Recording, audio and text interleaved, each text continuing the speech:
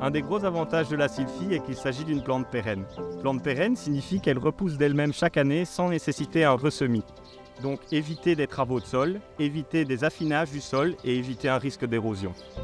La sylphie possède également un système racinaire très profond qui descend jusqu'à 2 mètres, 2 mètres 50 et ça signifie qu'en période de sécheresse, comme on connaît de plus en plus, elle continuera à produire de la biomasse. Au niveau de la biodiversité, il y a ce que nous savons. La sylphie est une plante mellifère avec une période de floraison longue qui s'étale de juillet à fin août. Elle produit du nectar et du pollen. C'est d'ailleurs un avantage de cette culture, c'est que ça permet des synergies avec le monde apicole.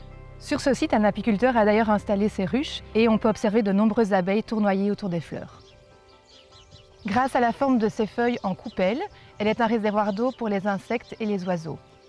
Au niveau de ce que nous ne savons pas et qui doit être vérifié lors de suivi, c'est la présence d'insectes auxiliaires ainsi que de la petite faune et le caractère inhospitalier pour les sangliers à cause de la densité des tiges de la sylphie.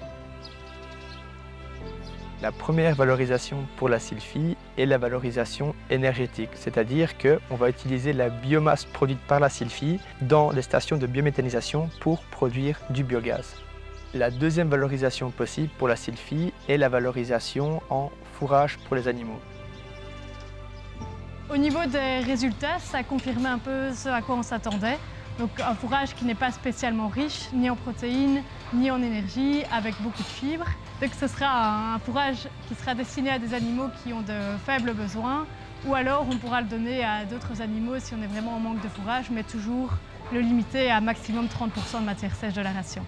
Les premiers échantillons étaient analysés en frais, et donc maintenant il faut savoir si après fermentation, la sylphie enrubanée ou ensilée sera toujours aussi appétante pour les bovins.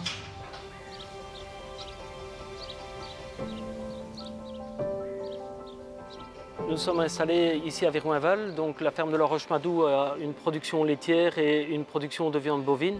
Nous sommes déployés sur 110 hectares de prairies permanentes avec 35 hectares de cultures fourragères. L'objectif ici, c'est d'alimenter notre digesteur et donc elle va être incorporée avec les effluents de notre élevage pour produire du biogaz et in fine de l'électricité et du gaz naturel pour les voitures. Après 2 années d'implantation et de suivi cultural, nous pouvons observer que la plante est particulièrement résistante aux adventices et donc elle couvre bien l'ensemble de la parcelle. Elle a également les qualités mellifères qui lui sont associées.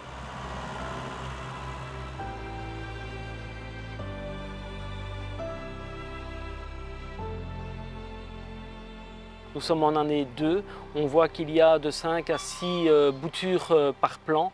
Quand on sait qu'elle a un pouvoir de faire jusqu'à plusieurs dizaines de boutures par pied, on se rend compte qu'il y a un réel potentiel de développement. Après une année exceptionnellement sèche également, on peut se rendre compte que la culture a bien résisté à la période de sécheresse que nous avons rencontrée.